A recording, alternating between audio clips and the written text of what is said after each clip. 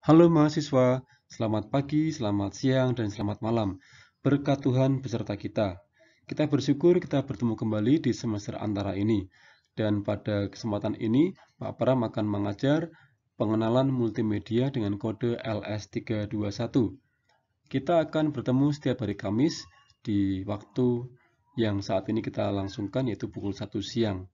Saya berharap kalian semua senantiasa mengikuti kuliah ini sampai akhir dan memperoleh hasil yang baik dari mata kuliah ini. Marilah kita bersama-sama menjalani kuliah ini dengan semangat dan penuh dengan kebahagiaan. Baik, kita lanjutkan dengan slide yang berikutnya. Kita akan bicarakan nanti yang pertama adalah capaian pembelajaran, yang kedua adalah pertemuan dan materi, yang ketiga adalah penilaian, yang keempat adalah peraturan, dan yang kelima kita akan masuk pada materi pertemuan yang pertama.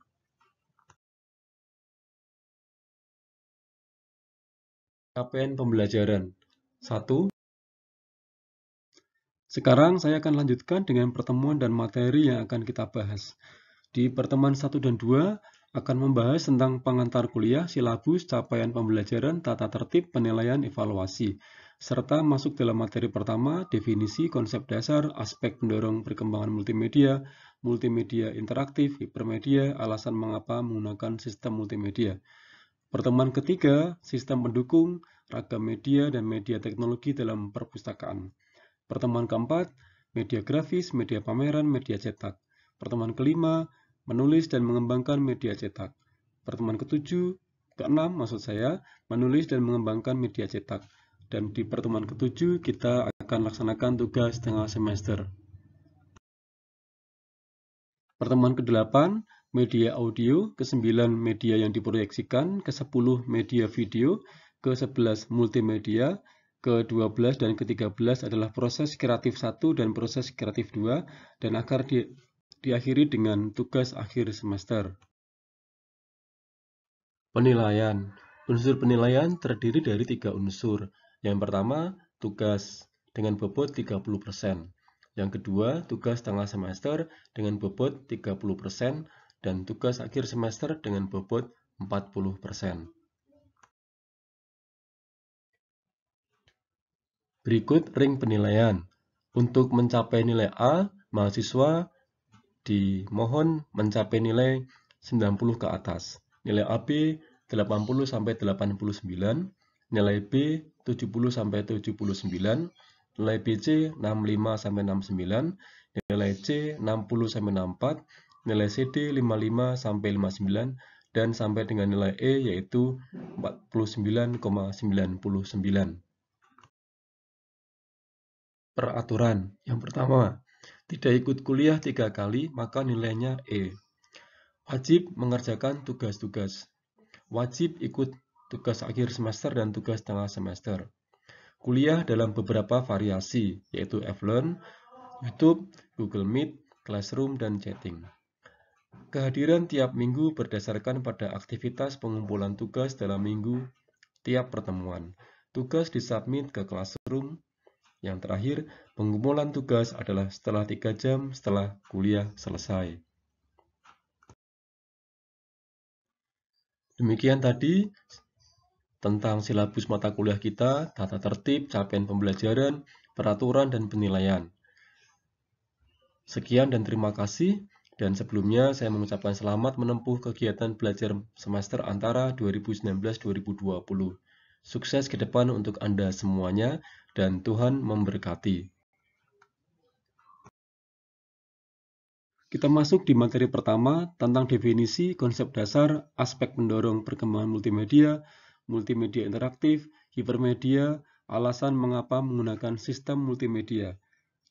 Di gambar ini kita bisa melihat beberapa alat yang mendukung dalam proses pelaksanaan kita untuk berinteraksi dengan gawai atau mungkin juga dengan smartphone, yang itu semua mendukung kita dalam proses pembelajaran ataupun proses aktivitas dengan menggunakan sarana multimedia. Definisi. Pengertian secara singkat, multimedia merupakan kombinasi gambar, suara, grafik, dan teks untuk menghasilkan sebuah cerita atau informasi, menurut David Campbell tahun 2013. Sedangkan menurut Mark Deuce tahun 2004, multimedia dipandang sebagai fitur khusus yang terstruktur secara institusional dari suatu media yang menyatukan atribut teknis dan organisasi dan kompetensi budaya dari pengguna atau user yang kesemuanya berdampak pada apa yang direpresentasikan di media dan bagaimana hal tersebut terjadi. Jadi, saya berpendapat bahwa multimedia adalah penyajian informasi dengan perpaduan atau kombinasi teks, gambar, suara, grafik yang membuat sebuah informasi itu menjadi lebih menarik dan mudah untuk difahami. Elemen multimedia. Ada beberapa elemen multimedia. Yang pertama yaitu teks, yang kedua gambar, yang ketiga adalah audio, yang keempat adalah animasi, dan yang kelima adalah video. Dari kelima elemen inilah yang menjadi ciri khas dari multimedia, yaitu saling melengkapi.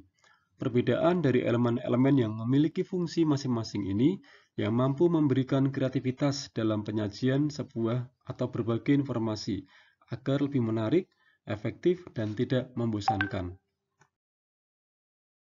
Aspek pendorong perkembangan multimedia.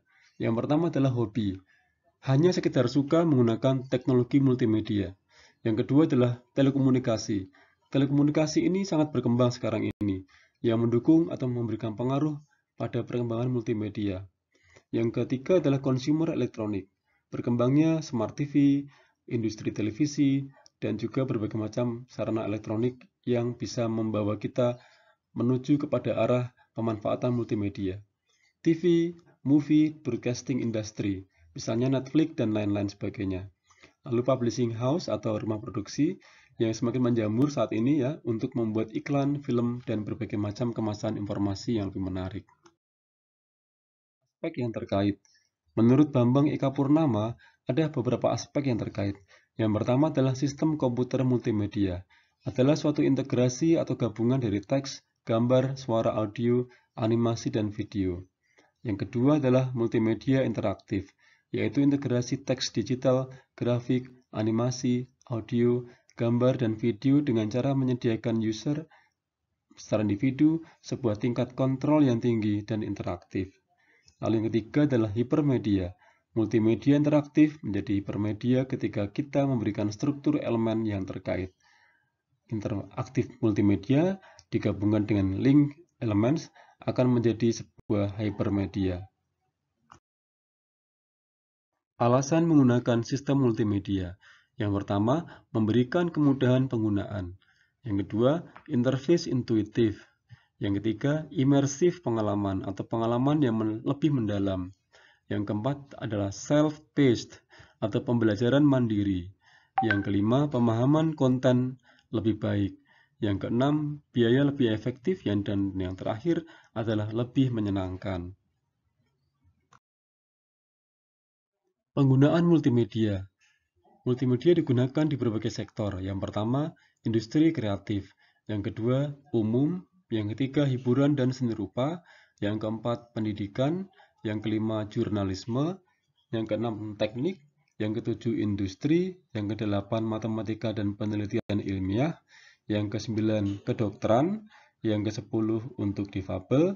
Dan yang kesebelas, untuk lain-lain. Karakteristik sistem multimedia. Yang pertama adalah must be computer controlled.